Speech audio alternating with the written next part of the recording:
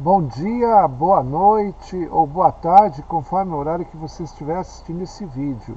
Essa aqui é a aula 5 de Epistemologia Ambiental e nós vamos, com essa aula, é, nós queremos preparar vocês todos para a pesquisa de campo sobre as sementes. A proposta é vincular o hábito, a tradição de conservação e difusão de sementes que acontecem nas aldeias e nos assentamentos, há também a saberes e conhecimentos tradicionais que são então um acervo de conhecimentos ambientais muito importantes.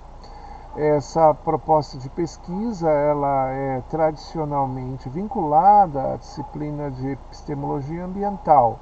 E nós já temos vários exemplos de acadêmicos da LEDUC que pesquisaram junto a guardiões de sementes, a rezadores, a camponeses de agricultura tradicional, e eles trazem através das sementes também exemplos interessantíssimos de conhecimento ambiental a partir dessa prática.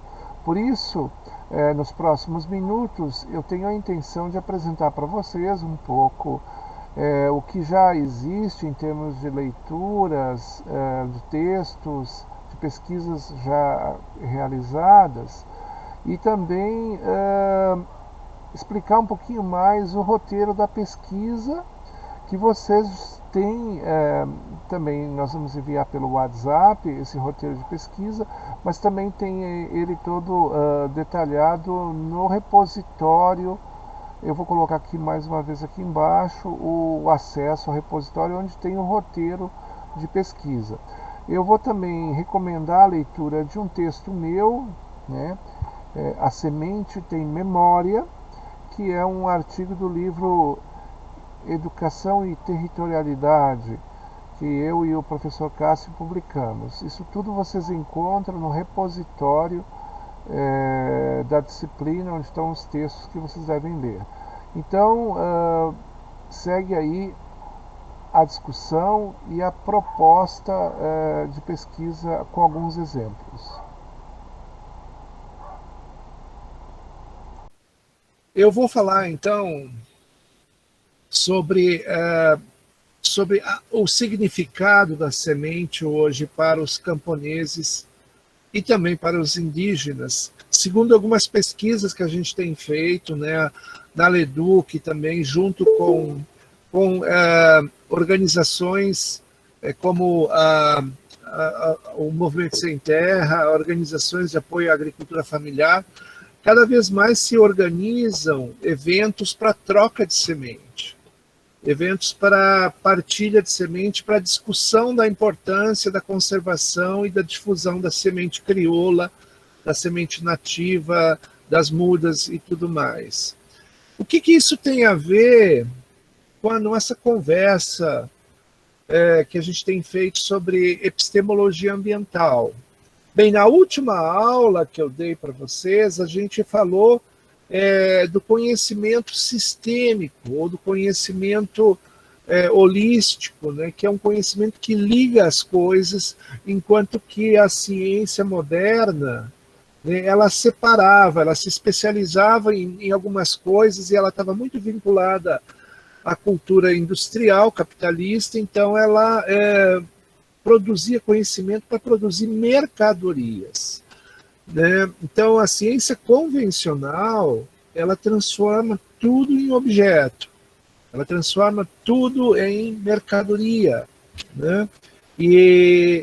Então, muitas vezes a consequência dessa ciência convencional, essa ciência moderna, é criar grandes problemas ambientais, né? Então,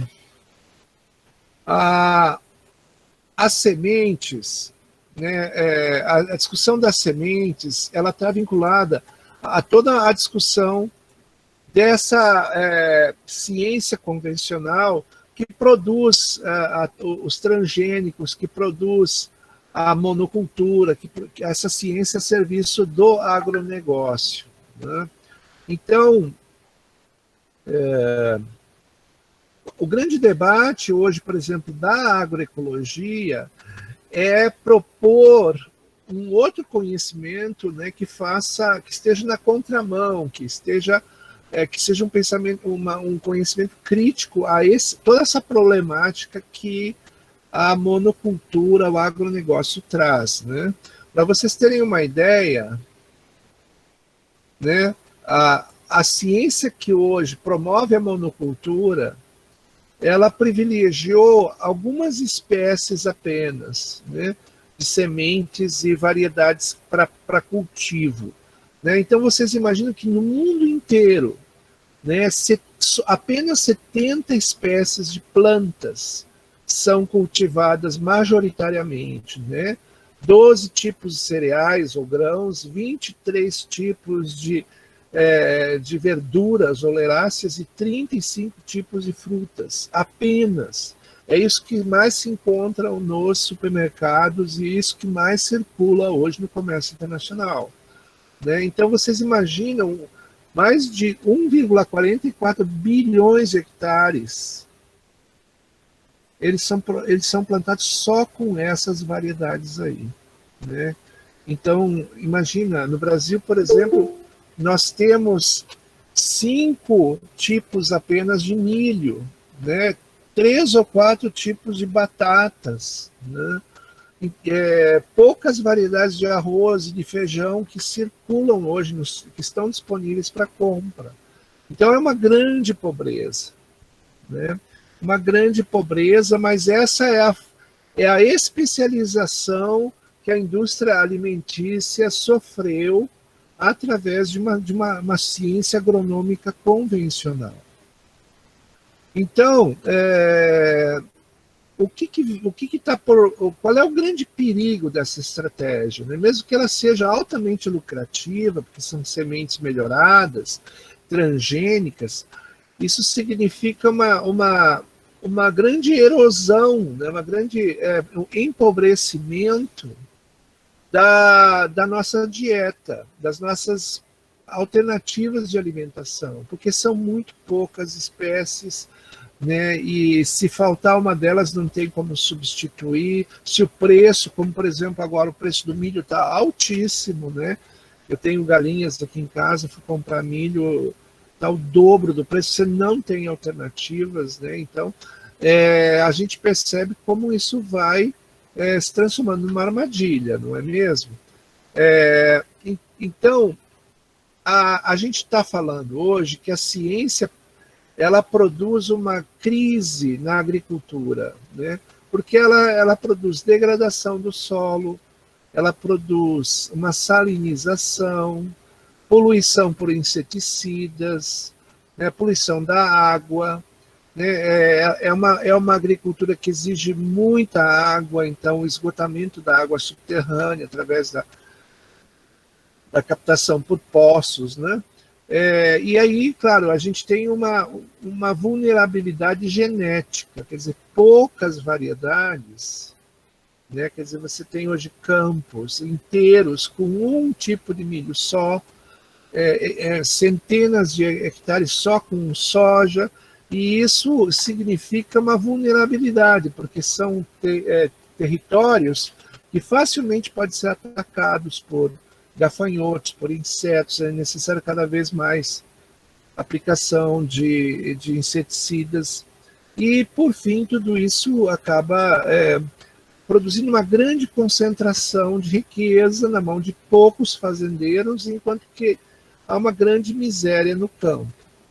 Não preciso falar muito, nós estamos no momento que a cesta básica, pessoal, vocês vão no supermercado, vocês vão percebendo que o agronegócio está produzindo cada vez mais caro, né? Quer dizer, o agronegócio está produzindo fome. Nós estamos voltando ao mapa da fome no Brasil, porque a produção agrícola hoje é só para exportação.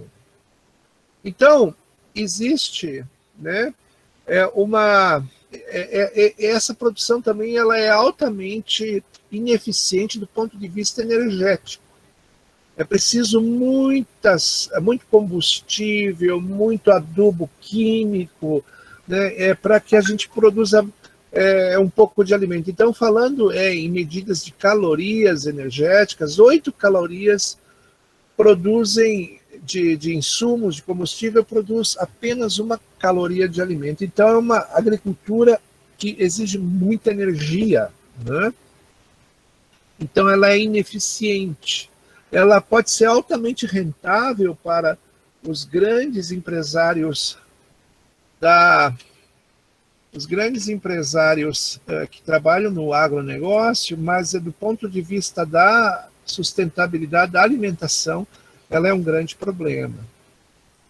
Então, gente, nós falamos que essa ciência que é convencional que está aí, ela produz uma crise na agricultura familiar e também na agricultura indígena, né?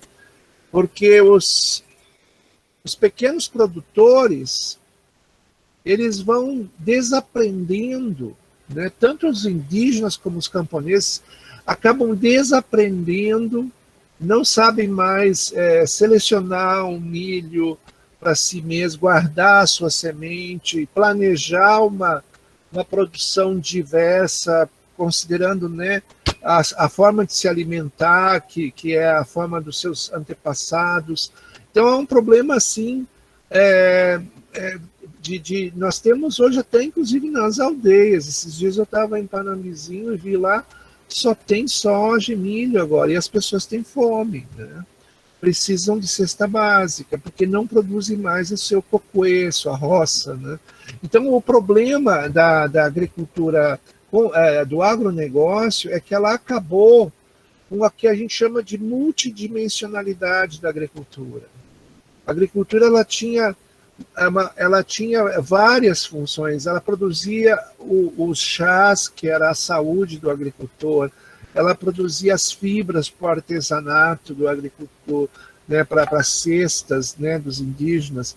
Ela produzia, então, o alimento diverso, né, e isso tudo se perdeu, né, porque o ecossistema ele não é mais complexo, ele é um ecossistema simplificado, né? Então, isso só é interessante para os grandes produtores, mas as pessoas que produzem para se alimentar, elas estão hoje sendo expulsas da terra. A agroecologia, a gente já falou na semana passada um pouco, ela é então uma nova ciência. É uma ciência que vem para romper com essa ciência, convencional, que transforma tudo em mercadorias, e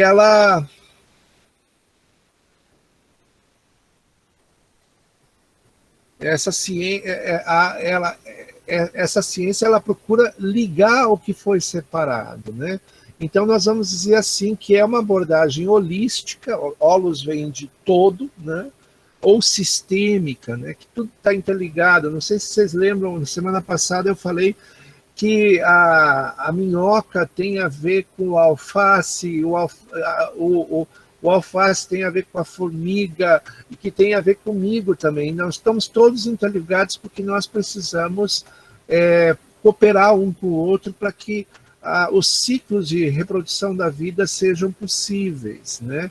Então, há de se cuidar das minhocas para que haja também adubo para as plantas dependem também dos insetos que polinizam, que ajudam também na decomposição, enfim, tudo está interligado na visão agroecológica.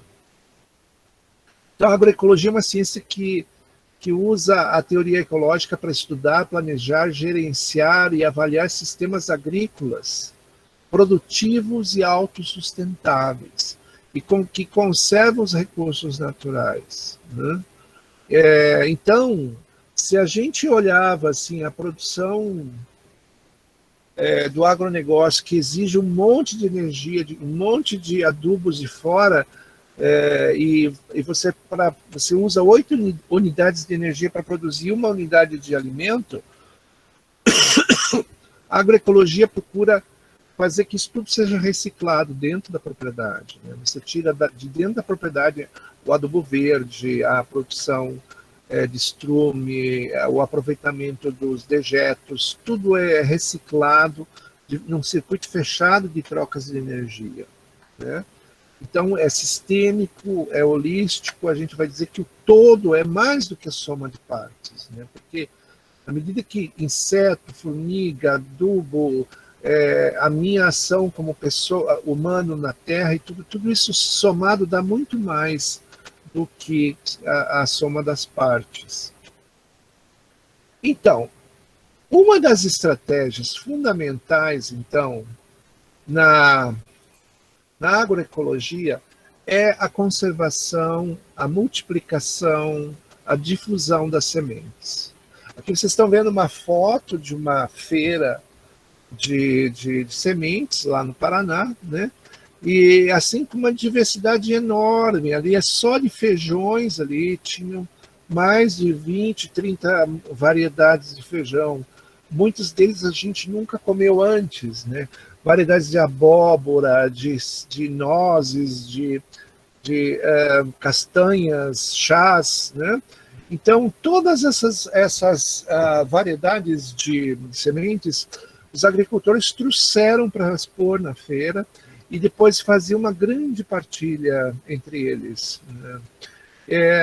Então, a gente começa a observar que com essa grande troca de sementes que acontecem hoje, tem várias feiras também aqui no Mato Grosso do Sul, há também uma troca de saberes. Há uma troca também de modos de vida. Por isso, eu ouvi num desses encontros, eu uso muito essa frase, que eu gosto muito, que é a seguinte: a semente tem memória. O que significa dizer que a semente tem memória? Bom, na biologia, a gente vai dizer que a semente tem dentro dela um genoma, né? Uma cadeia genética, né? Que ela vai fazendo que uma semente aparente da outra e que ela traz, então, uma memória genética dentro dela, né? Que faz com que uma semente produza uma outra planta igual à planta mãe, né? Mas é mais do que a memória genética, que esse lema, né, das feiras, a semente tem memória, diz. Quando a gente fala que a semente tem memória, a gente vai dizer que a pessoa que te passa uma semente, que te oferta uma semente, ela vai também te explicar muita coisa sobre como conservar, como aproveitar o fruto, depois como colher, né? E muitas vezes uma semente, ela também ela tem um significado também cultural, simbólico. Por exemplo, né, os indígenas vão saber muito bem o que estou falando. Se a gente vai falar do milho branco, ou avati-etê, ou avati-moroti, né, que é o milho branco, esse milho, ele é um milho sagrado para os Guarani Kaiowá, porque ele é um milho que tem um dono, um jara, né? E para que esse milho ele frutifique, é preciso, inclusive, fazer o batismo do milho, que é o avatiquiri, né? Que é uma festa também, e que daí, quem sabe, se o jara deixar, o milho vai produzir. Então, assim, vejam, quando a gente tem o privilégio de ganhar uma espiga desse milho, a gente vai aprender muita coisa também com quem nos passou essa semente. Eu conheci também outros tipos de milho que os agricultores também passavam um para o outro, que eles chamavam de milho pichuru, né, que eu acho que em Guarani também quer dizer mutirão, ou um trabalho conjunto, né, pichuru.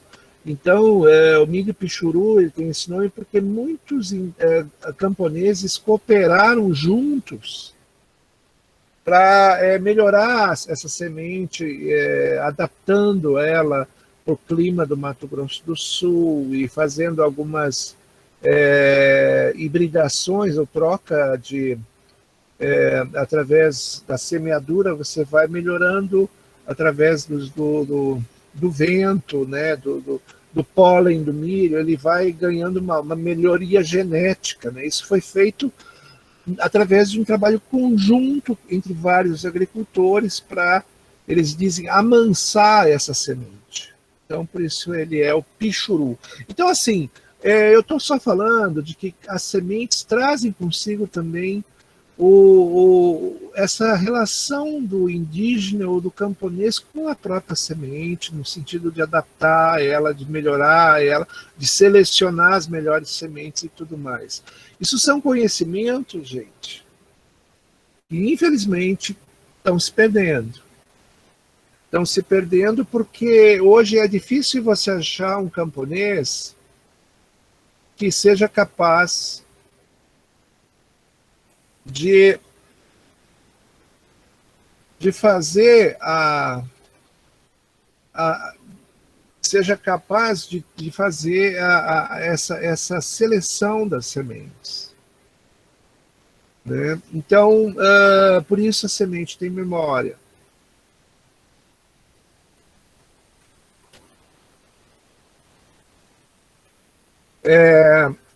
Então, nós temos no Mato Grosso do Sul, então, por exemplo, na cidade de Juti, a Feira de Sementes de Juti, que eu acho que já está na 16ª edição, e lá, inclusive, tem muitos indígenas de Carapó, das aldeias de lá, que levam seus milhos tradicionais para a exposição. E graças a essas estratégias de troca de semente, o milho, a Vatimoroti, o milho branco, não desapareceu. Ele ainda continua existindo. Né? Existem pratos, por exemplo, da culinária paraguaia, como a sopa paraguaia, que só se faz com esse milho branco. Né? E ainda, então, a gente ainda encontra a farinha desse milho em alguns lugares para fazer a sopa paraguaia. Né?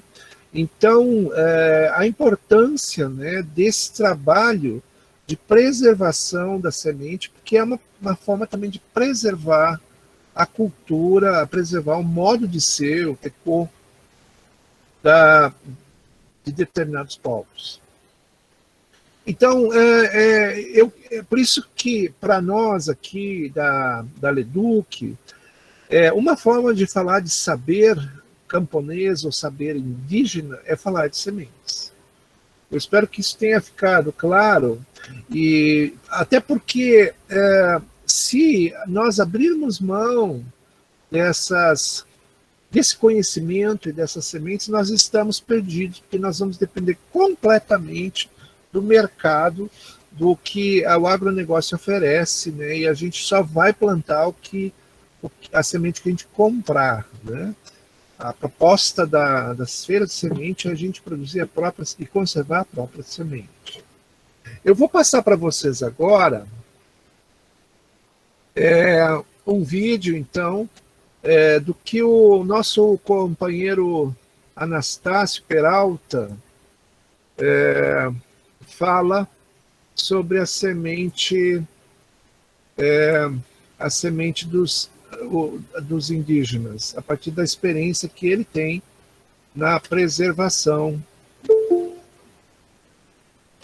Explicasse um pouco para a gente hoje esse grande aprendizado que ele já vem fazendo, né? Tanto originariamente quanto academicamente ele vem fazendo esse tipo de pesquisa que é muito interessante.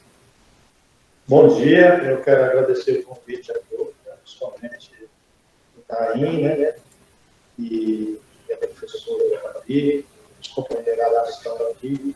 Estou muito feliz de estou aqui hoje, né, 19 de abril, dia de Índia, mas dia de Índia é todo dia, o ano inteiro, desde quando chegamos aqui. Né? E vou falar um pouco sobre sustentabilidade alimentar, sobre a roça, né? Porque a nossa educação no passado era a roça, né? Lá que se aprendia. Né? Mas com a chegada da colonização foi tudo destruído isso, né? Principalmente as roças, nosso jeito de ser, né?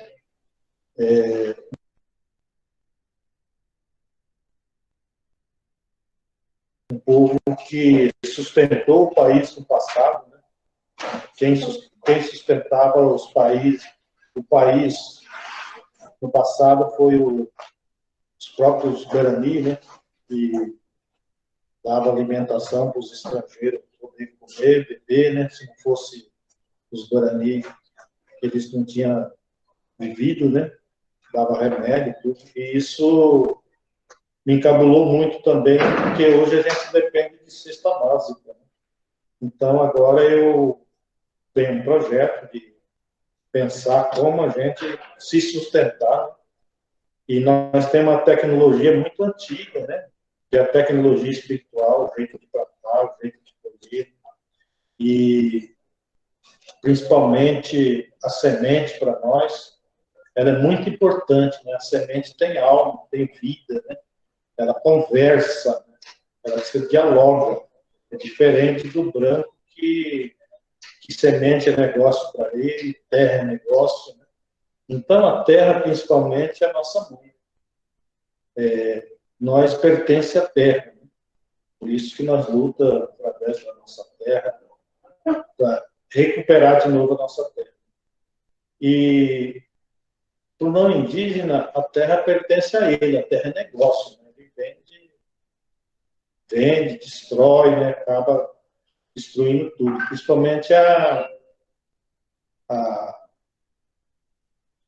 madeira, minério, né? Tudo, né? Ele para poder ganhar dinheiro, né? E nós não, já somos diferentes. A terra para nós é mãe, ela que nos amamenta, dá vida, dá força, e através dessa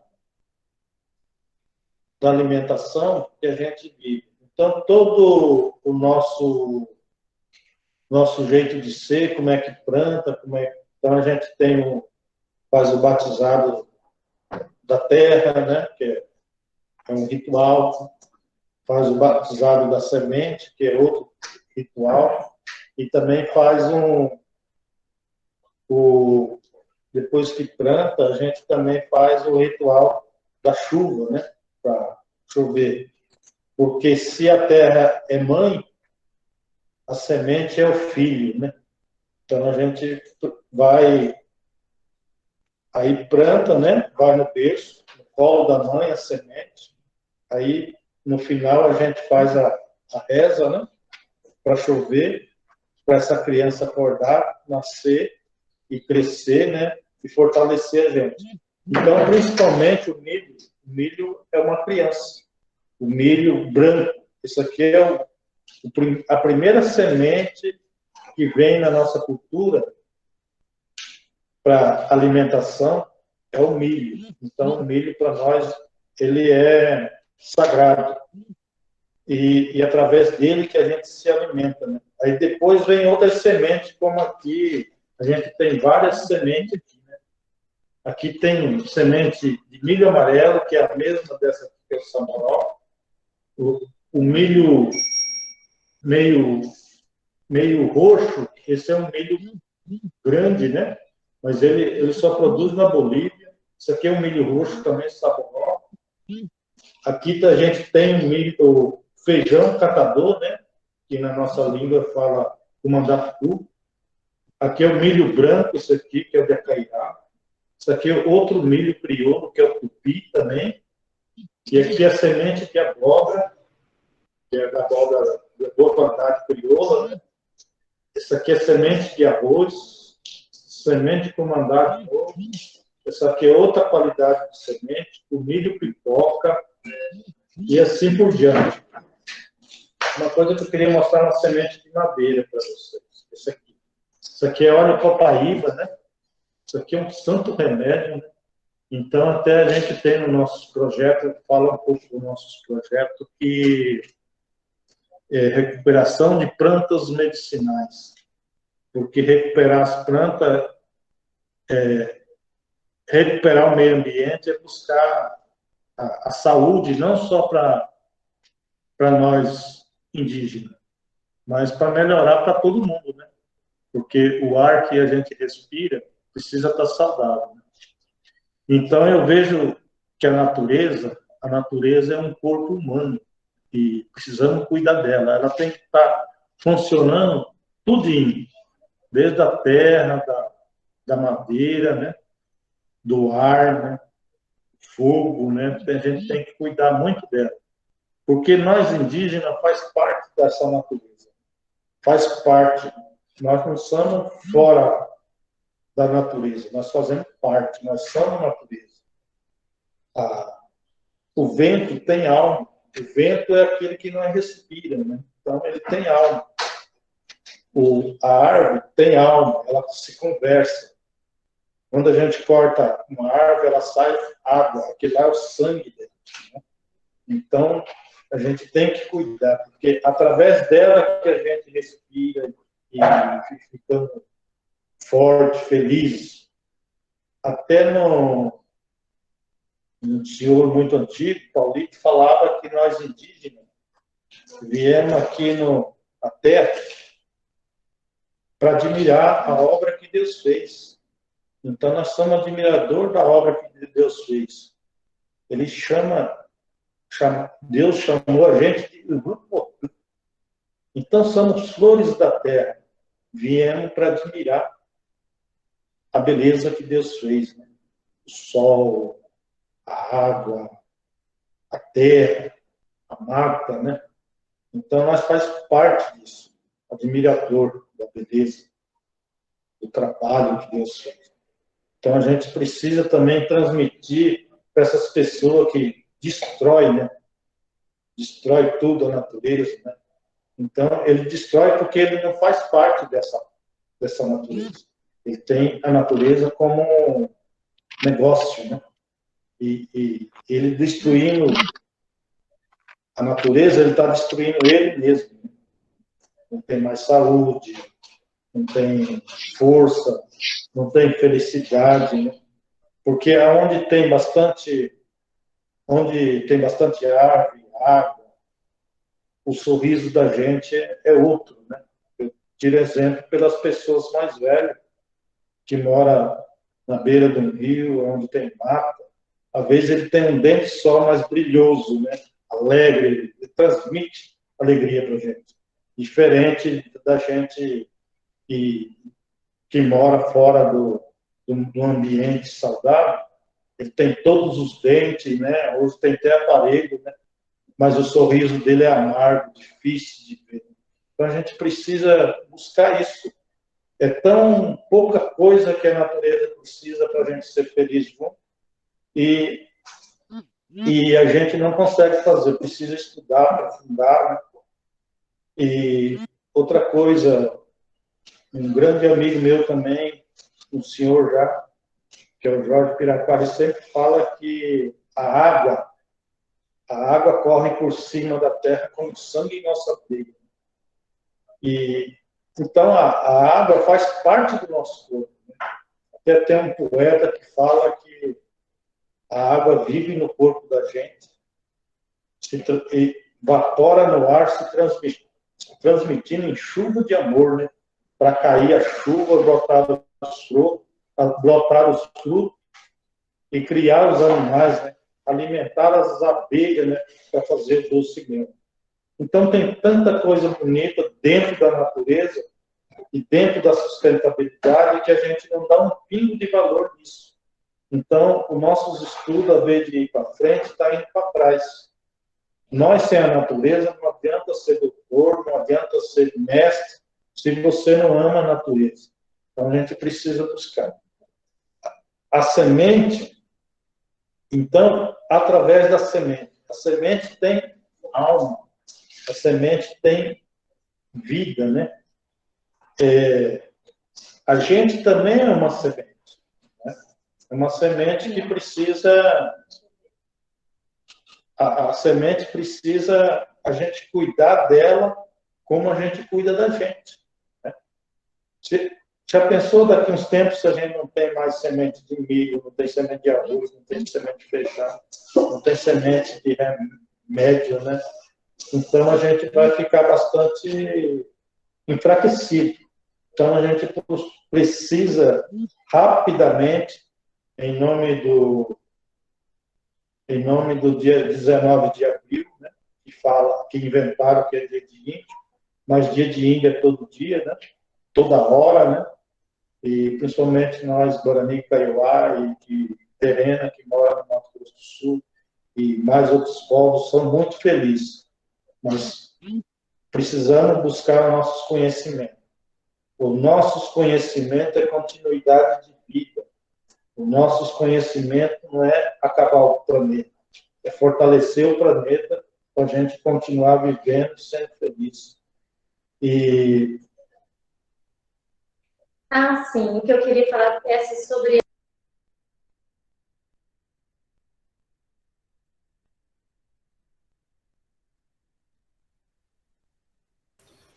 Então, essa foi o depoimento, né, a participação do Anastácio Peralta ontem na abertura do Abril Indígena, e ele falou, então, sobre a importância da semente no contexto também das estratégias de sustentabilidade alimentar e cultural também nas aldeias, né? Então, vocês viram ali que ele tinha espigas do Avati Moroti, né, do milho branco, né?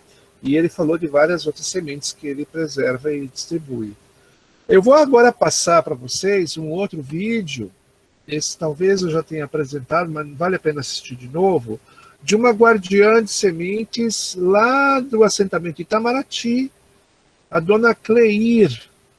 Ela foi entrevistada, então, por alunos também da LEDUC, em uma turma passada, e ela fala, então, ela vai falar das sementes, mas vai falar também do seu quintal, da floresta que ela tem em volta, né? Então, vejam como ela fala, né, sobre a riqueza que ela conseguiu criar em volta da casa dela através do plantio, da preservação e tudo mais. Só um pouquinho. Deixa eu... Então, dona Clair, qual que é a história dessa área recuperada que a senhora pode contar pra gente? Por que a senhora se interessou em fazer essa área? Reflorestar. Quando a gente chegou aqui, não tinha nada, né? Ninguém. Nós entramos, não tinha nada. E para comer, meio-dia, a comida, ninguém podia comer farinha, não podia comer alface, porque o vento era tão forte que você tinha que garfiar alface para comer, assim, segurar com o garfo, que levava embora. E sem contar com as tempestades, né? Que arrancava todos os barracos da gente, né? Aí a gente foi plantando. Aqui pode ver que não tem quase... Ela é mais árvore de mato do que fruta, né? Aí, pode contar para você ver, ó. Um pé de fruta tem 5, 6 de mato. E a natureza você respira melhor, né? Aqui era muito veneno, passava com avião. O aeroporto está aqui atrás ali, ó, da minha chácara.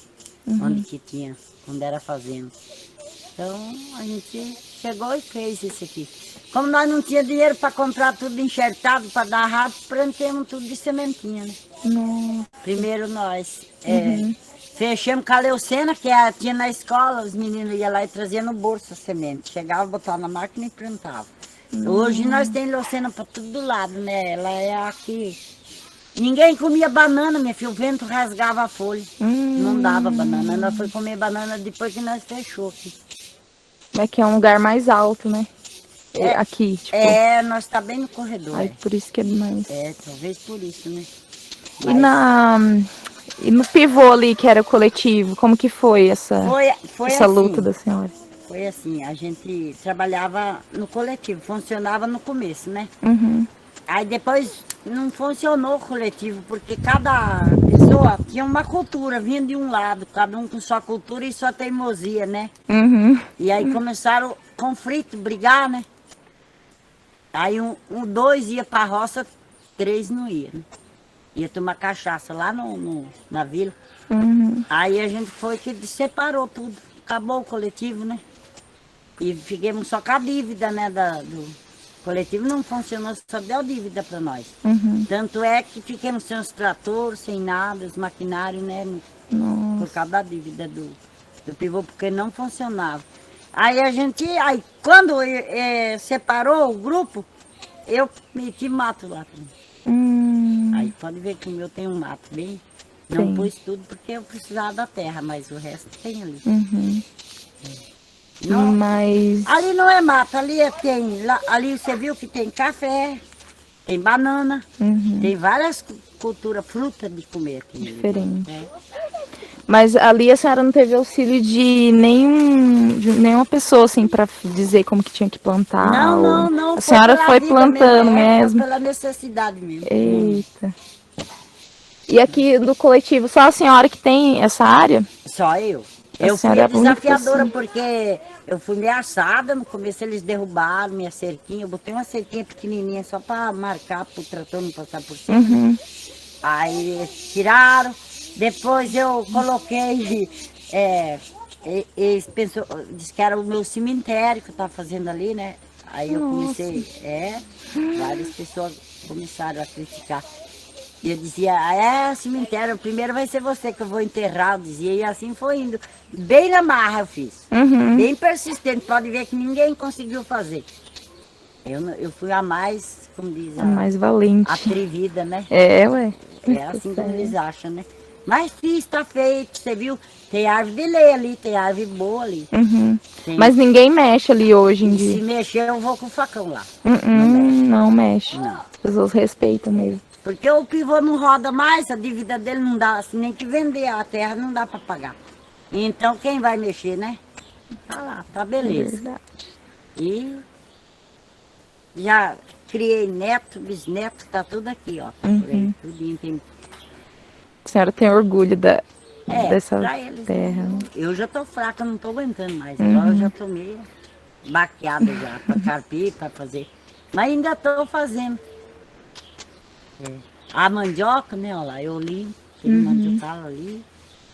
Plantei uva, não funcionou aqui também. Não deu certo, por causa do veneno, ou não? Não sei, filho. Pode ser agora também. Que formou meu filho de agrônomo, né? Ele tá pesquisando, agora ele tá querendo ver o que dá aqui para plantar mais, né?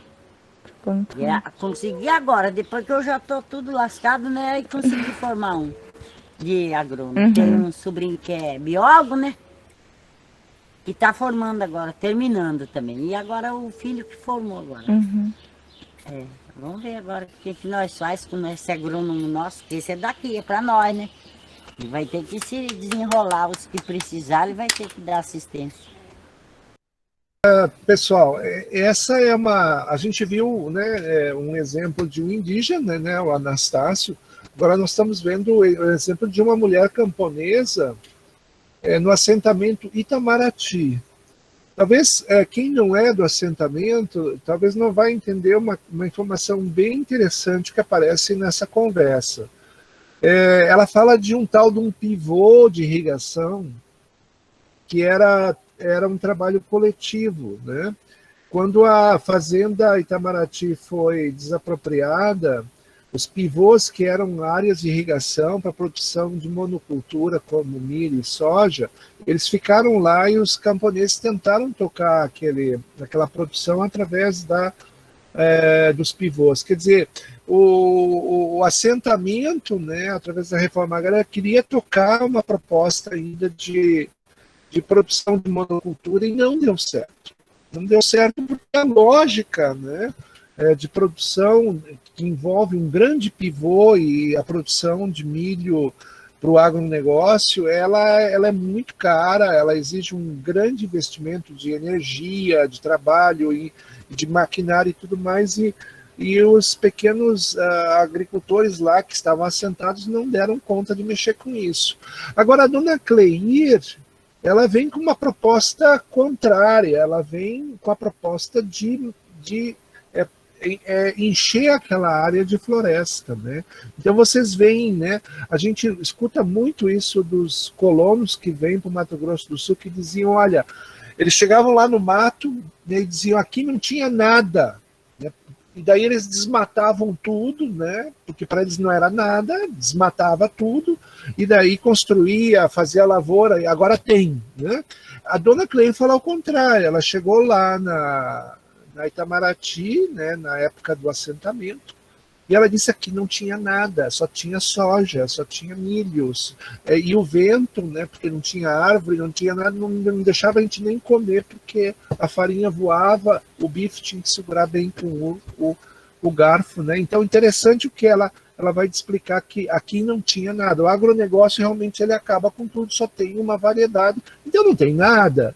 E ela vai repovoar aquele lugar, né? Ela começa com a leucena para proteger do vento, aí é possível plantar as bananeiras e, enfim, aí ela tem hoje mandioca, ela tem uma variedade. Então ela compara a estratégia do agronegócio, né, que o assentamento ainda até tentou reproduzir, mas não deu certo. Ela compara com a estratégia dela, que é da agrofloresta.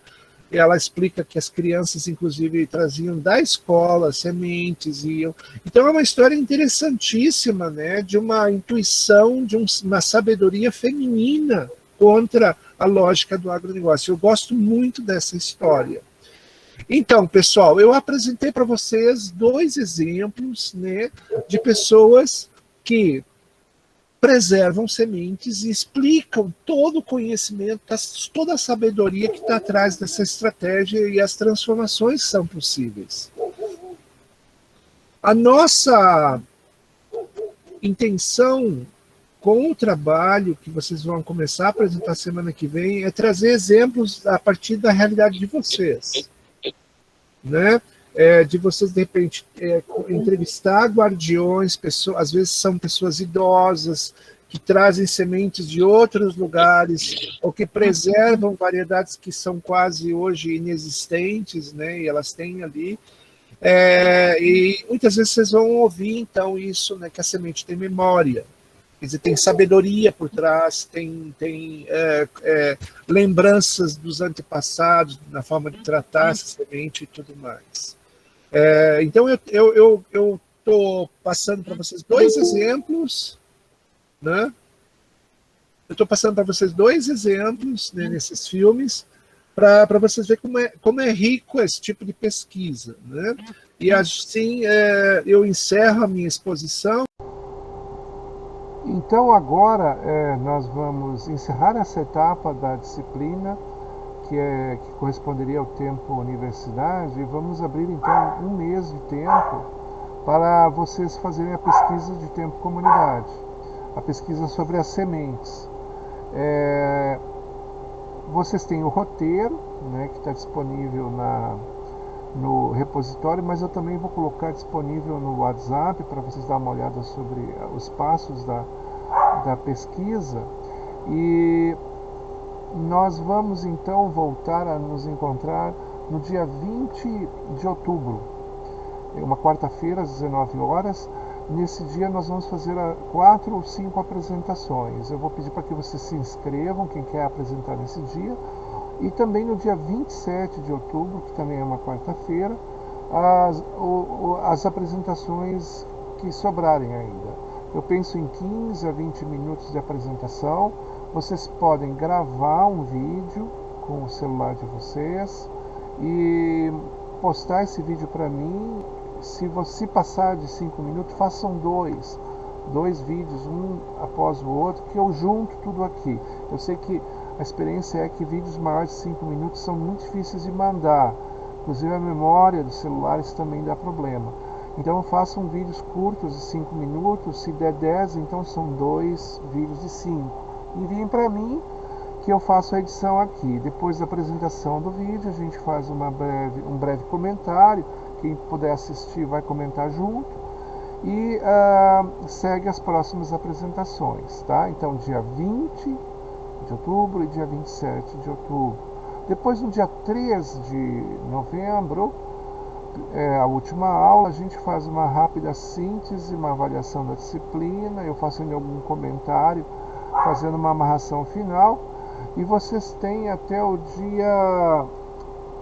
Só quero ver aqui... No dia 24 de novembro é o prazo para entrega do trabalho escrito da pesquisa, né? Então, além da apresentação oral no dia 20 ou no dia 27, a apresentação do trabalho escrito, que vocês vão mandar por e-mail, também a orientação de como montar esse trabalho está lá no roteiro, tá? Então, nós temos essas 2 avaliações, que é a apresentação oral, de 10, 15 minutos, né, através do vídeo e de comentários, e depois a apresentação do trabalho de pesquisa por escrito.